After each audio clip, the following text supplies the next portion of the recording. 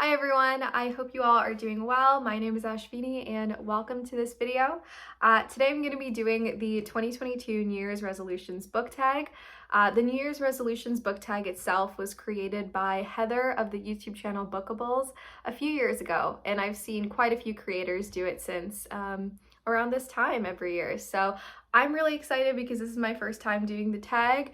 And I think it's just so appropriate because I'm about 7 hours away from midnight of 2022 when I'm filming this. And I'm excited for the new year, and I feel like this is just appropriate and festive. So let's get into it. All right, so the very first question is, how many books are you planning to read in 2022? So personally for me, the past 3 years, what I've been doing is I kind of set the goal of one book a week, so 52 books in total for the year. And it doesn't always work out that way. As you guys know, some weeks get crazy busy, especially around final season. And other weeks, like in the summer when I'm on break, I'll be reading like way more than one book a week.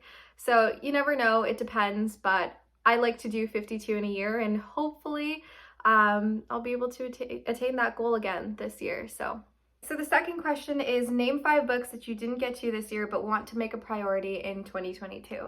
So I have 2 fictional books for this question. The first one is The Paper Palace by Miranda Calley Heller. Not only is this cover gorgeous, like absolutely stunning, one of my favorite covers from a book that came out this year, but also it is super interesting in terms of plot as well, at least within the first, 70 pages of the book that I've read. It was super interesting. It's about a woman at a crossroads in her marriage. Yeah, it was really cool. I think when I picked this book up though, it was a really busy season for our family. And so just for convenience sake, I ended up reading a lot of ebooks during that time and put this book down. And then I didn't end up getting to it throughout the course of the year. So this one I definitely am still so interested in and want to make a priority in 2022. The other fictional book that I want to make a priority in 2022 but don't have a physical copy of, which is part of the reason why I didn't get to reading it, is The 5 Wounds by Kristen Valdez-Quade, which is basically about this, it's a literary fiction type novel, and it's about this sort of deadbeat dad / absent father kind of processing the news of his daughter's teen pregnancy over the course of a week. So there's tons more to it. It seems so cool. It has great reviews and I've only heard really good things about it. I'm really hoping to read that one in 2022. These next 3 are all non-fictional reads. I am so interested in American politics and geography and history, and I'm Canadian, by the way. But I am very interested in American studies, especially academically. And so these are 3 books that I kind of want to read in 2022, and that includes The Soul of America by John Meacham, which I bought as an impulse buy on an impromptu trip to Indigo recently, and it's basically a series of, I think, essays, or maybe not, but it's like each chapter focuses on a different period in American history, and it explores the soul of America. The next book is the last book that I bought this year, and that is The Matter of Black Lives, which is a series of essays that were published in The New Yorker. It includes essays by people like Ta-Nehisi Coates, James Baldwin. I don't know why I needed to open up this book, but it includes a lot of really cool essays by some really famous and established writers, and so I'm so interested in reading all of this. I'm hoping to do, like, kind of go through it slowly and do a few essays each month to finish it up by the end of 2022, because it is a big piece of work here. And then the last book is one that I was so excited for in January of 2021 when it was released, I believe. I think it was January or February when it was released. And I was so excited when it came out, but my local bookstore didn't have it. My local library didn't have it until finally last week I saw that the library got it, and I was so excited. And it is Lucky: How Joe Biden Barely Won the Presidency. And so hopefully I can finish this before I have to return it and not pay any fines on it. But these are 5 books that I'm so excited to get to in 2022. All right, so the next question is, what genre do you want to read more of? And so this is a question that I feel like I always have a similar response to, like every year, but each year I think I mean it more. Like, I definitely intend to read these genres now. Like, I have a greater intention to read these genres in 2022 than I did when I said this in 2021, if that makes any sense. But the three genres that I want to read more of are literary fiction, nonfiction, and classics. I think in 2020 I read a lot of literary fiction, but then in 2021 I resorted to a lot more comfort reads just because of the situation at the time. And for me, comfort reads are romance and YA contemporaries. And so in 2022 I want to make literary fiction more of a priority. And also nonfiction as well, as you saw with my response to the what 5 books do you want to make a priority to read in 2022 that you didn't get to in 2021 question. Like, I definitely do want to read more nonfictional books that relate to history and politics and all of those sorts of things, and just whatever, even like true crime. Like, I want to read more nonfiction as a whole because I think I'm so intimidated by the genre sometimes that I just don't reach for it, but I want to diversify my reading in that area. And then the last genre that I really want to read more of is also classics. There are so many great books that are, you know, classics that I haven't read, like Anna Karenina.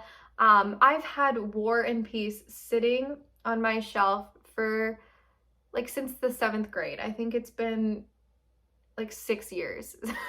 It's been forever basically, and I have not read that yet.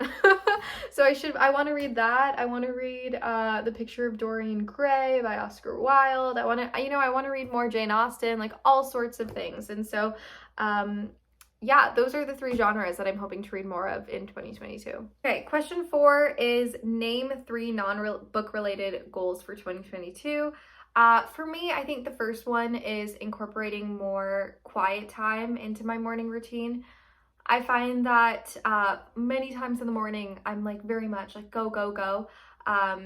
And like kind of rushing out the door. And so I do want to become better at maybe waking up earlier. And I know for some people, meditating is what quiet time looks like. For me, I think it's more faith-based activities like devotionals and journaling. So I want to make sure I'm doing that. And I think it would be great if I could consistently do that as part of a routine. The second thing I really want to do is be more proactive with academic dates and deadlines.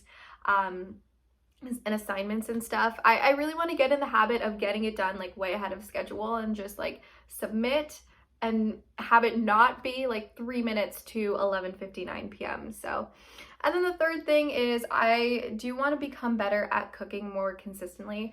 I'm kind of really lucky because I live at home and my mom and dad are always there, and so I want to make sure though that I am learning how to cook because that is something that I'm really interested in. I just don't dedicate the time that I could dedicate to doing that. So yeah. Okay. Question number 5 is what's a book that you've had forever that you still need to read? There are a lot of answers, I think. I often keep books for sentimental purposes, and then like I buy them for sentimental purposes, like when I bought The Moon and More, and because I loved the cover and I love Sarah Dessen, but still haven't read it. So there's a lot I could say for this. I've already mentioned The Moon and More, but another one that I want to mention is The Promised Land by Barack Obama.